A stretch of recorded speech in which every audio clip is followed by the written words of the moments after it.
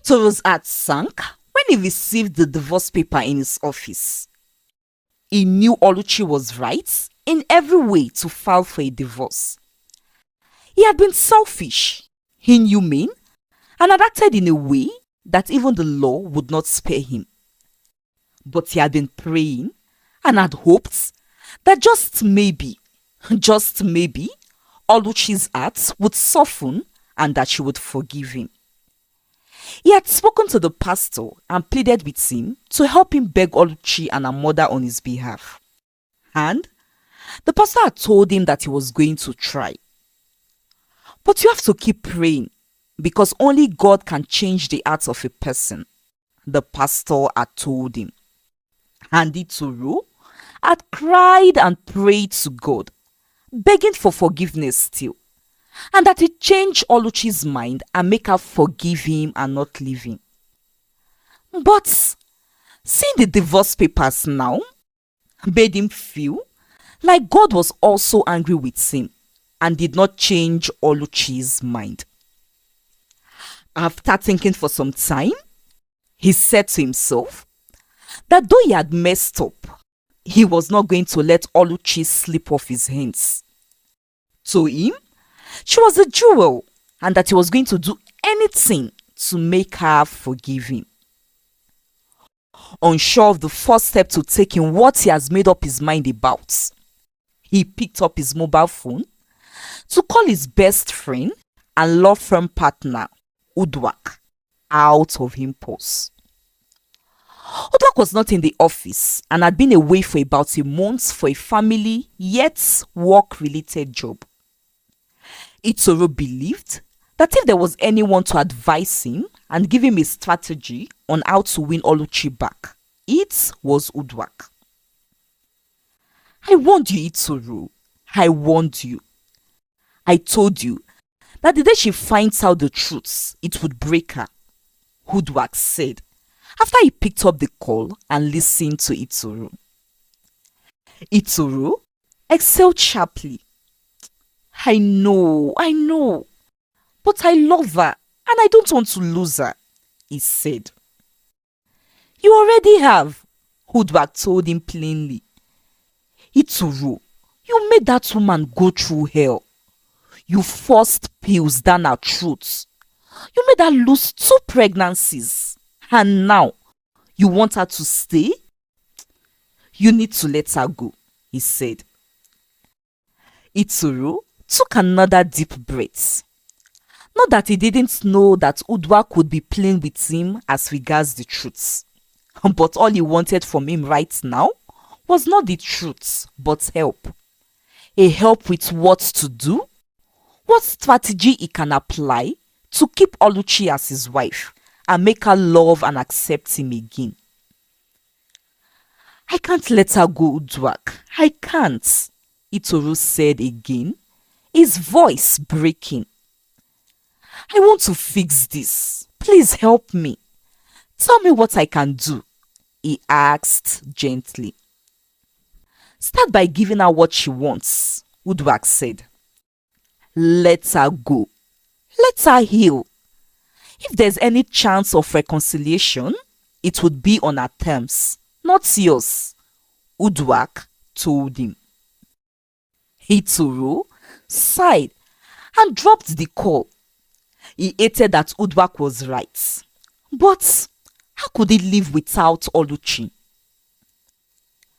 Meanwhile, Oluchi, who was now recovered, was seated at her mother's house, staring at her wedding ring on the table. Yes, her body had recovered, but her mind and soul hadn't.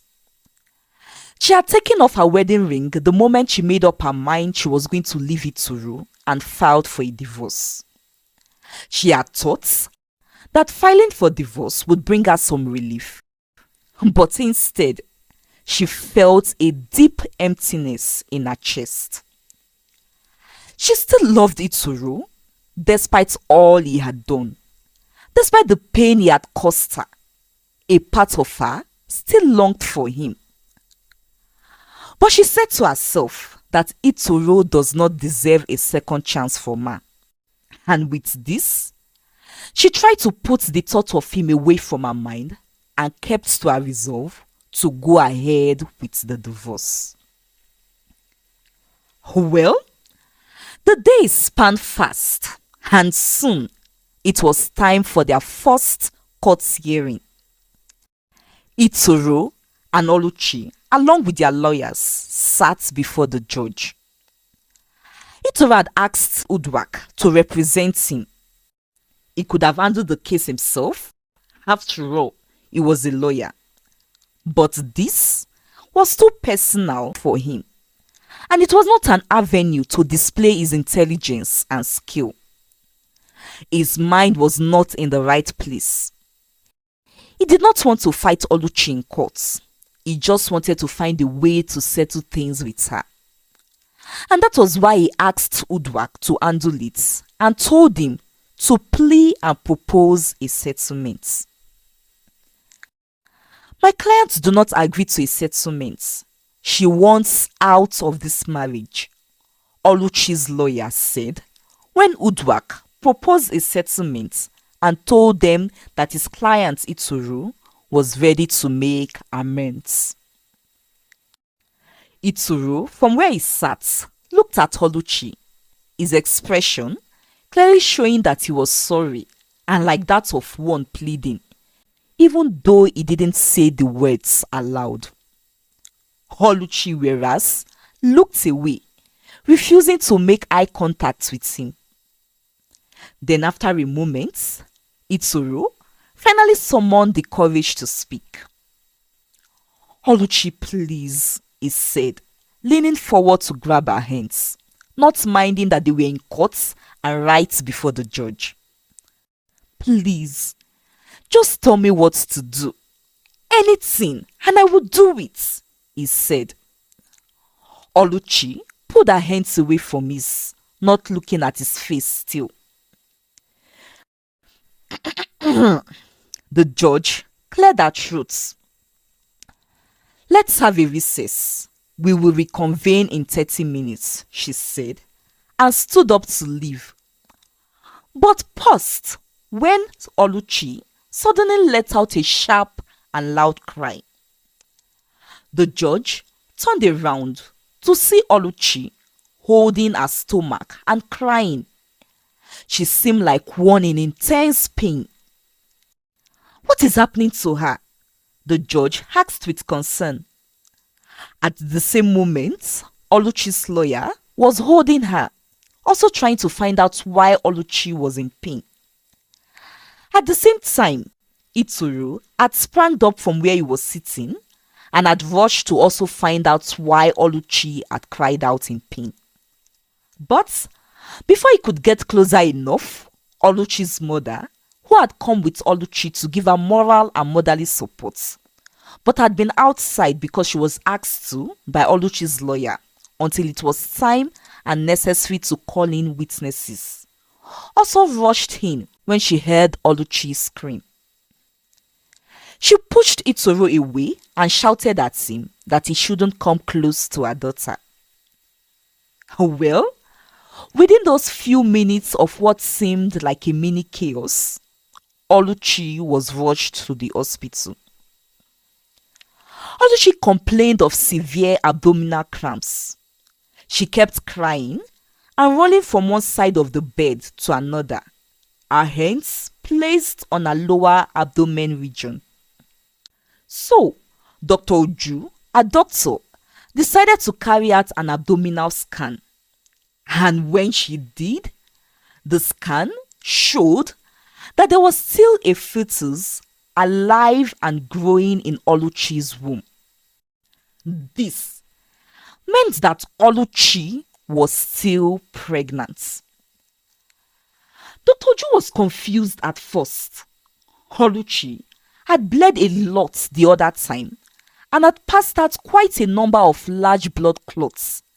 And later, the bleeding finally stopped about 2 weeks later. A process which was an indication of the abortion process from the abortion pills she consumed, and which suggested that the pregnancy had been expelled.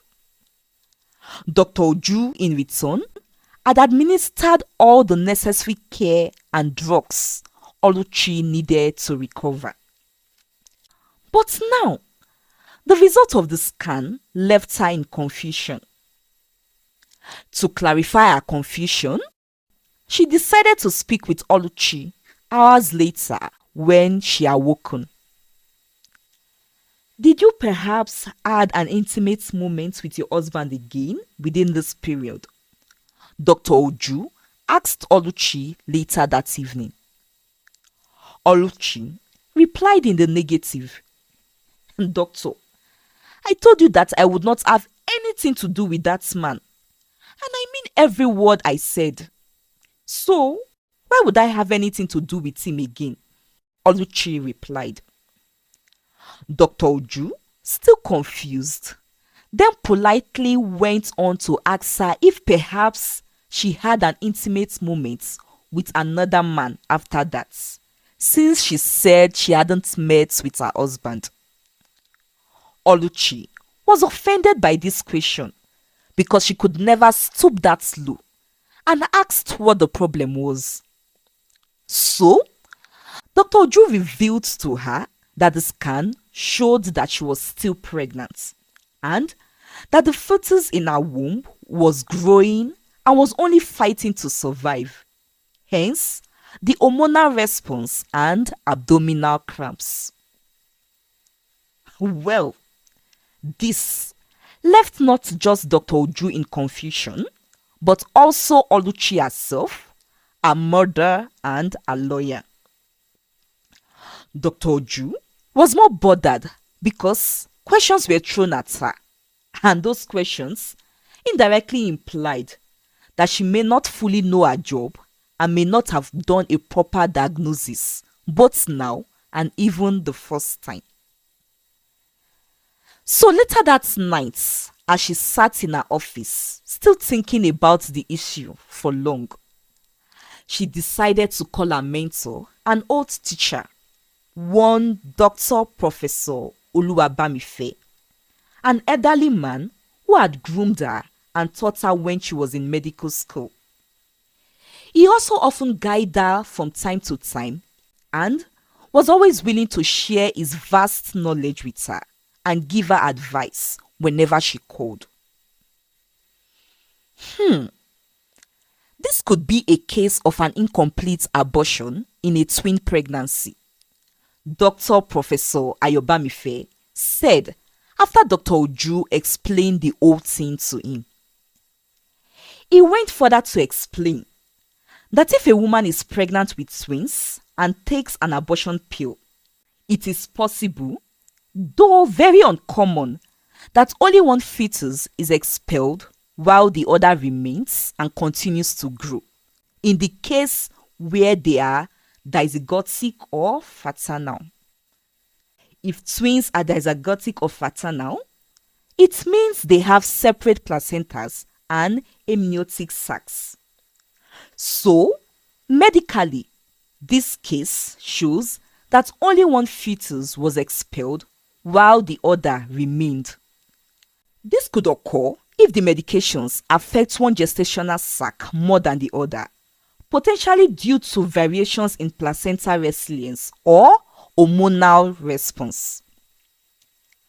Dr. Oju thanked Professor Ayobamife immensely for clarifying her confusion. The next morning, she carefully and in detail explained this to Oluchi and her mother. Also, the scan result showed that the fetus is almost 5 months old, exactly around the same time Oluchi became pregnant, a proof that indeed this one had survived. Well, Oluchi didn't know how to feel.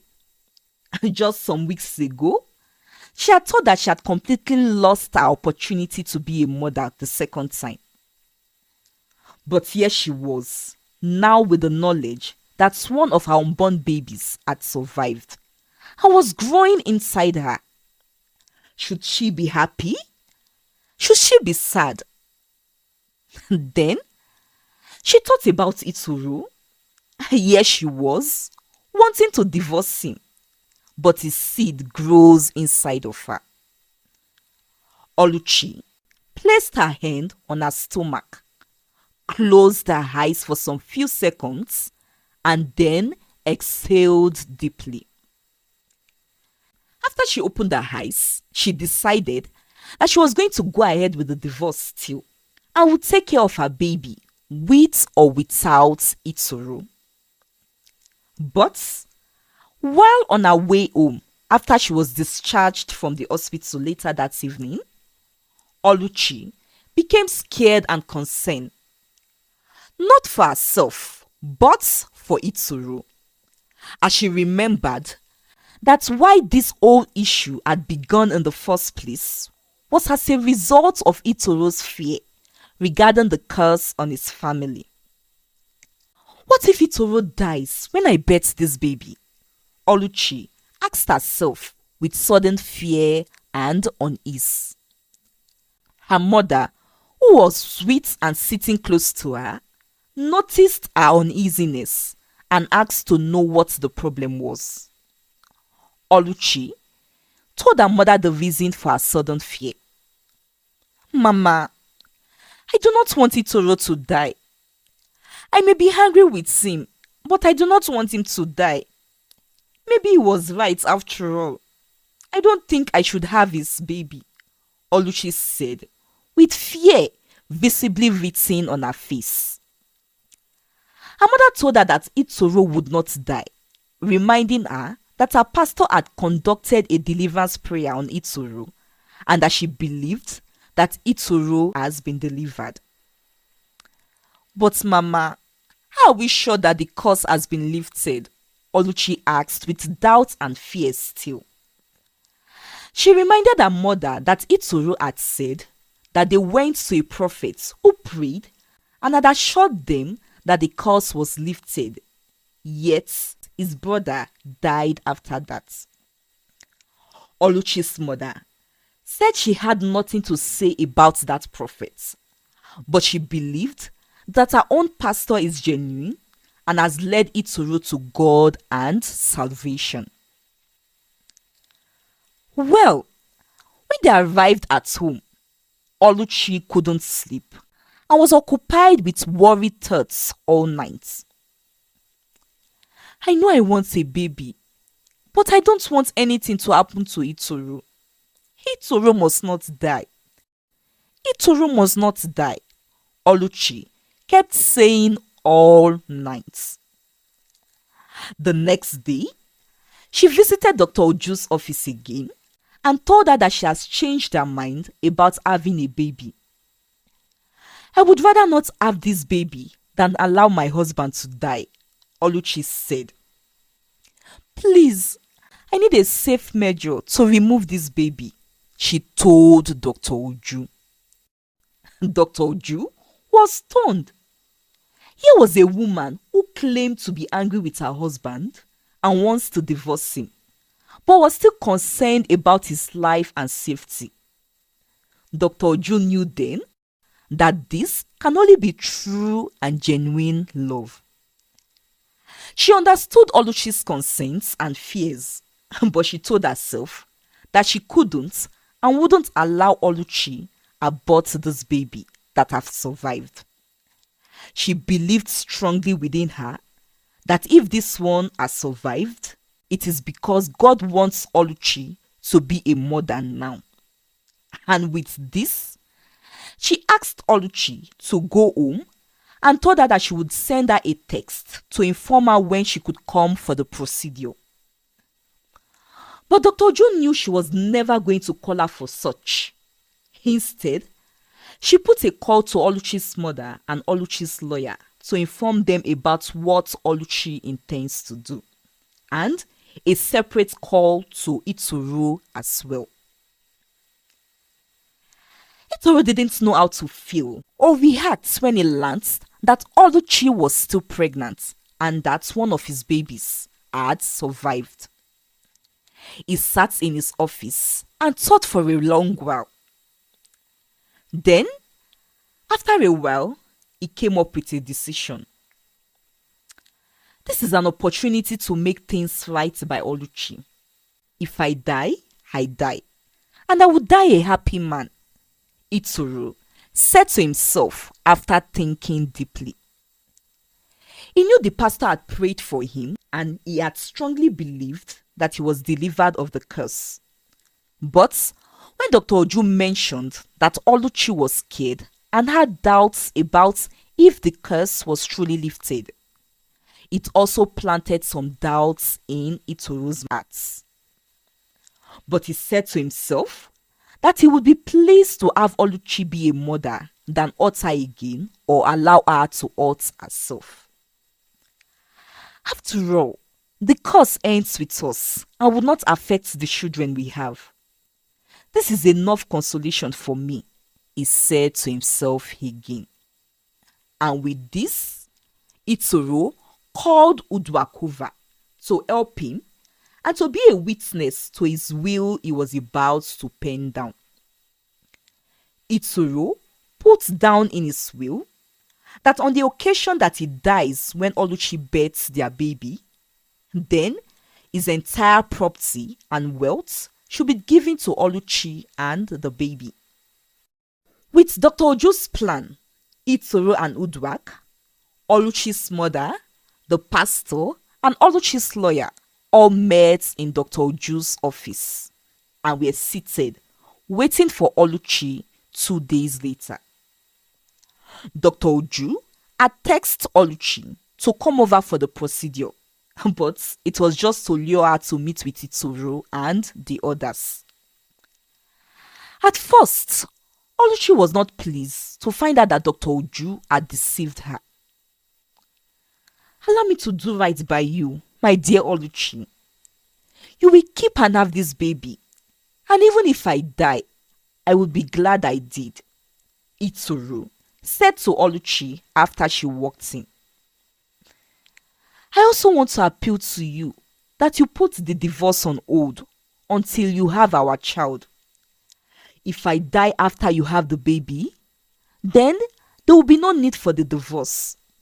But if I don't die, then you can go ahead to divorce me if you still want to, he said again. Then he went ahead to bring out a sample copy of his will and gave to her, telling her he has made provision for her and the baby.